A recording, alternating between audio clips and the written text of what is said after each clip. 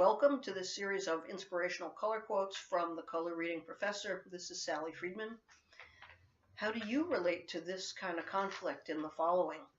Author Gerard Kintz says, "Our love was somewhere between blue and green. I thought it was turquoise, she thought it was teal. And that's ultimately why we broke up. Well, that and the fact that she fell for a guy whose last name was Brown, of all colors."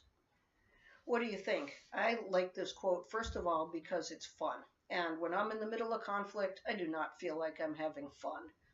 If I'm arguing, if I'm fighting, if I'm disagreeing, I'm not, and I think a lot of people are not really good at that. So I appreciate that he's reminding me to just lighten up about everything. Secondly, I think this is really interesting because it reminds me that there's a fine line between small stuff and bigger stuff.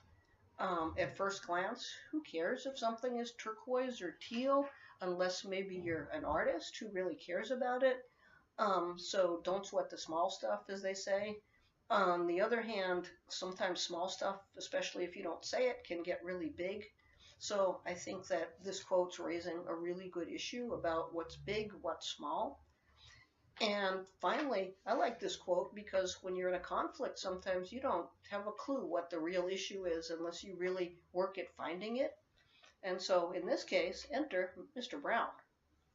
How do these ideas resonate with you? What are one or two actions you might want to take in the next day or so on that basis? If you like this quote, please feel free to check out my website and feel free to check out the book, 52 Quotes to Color Your Weeks.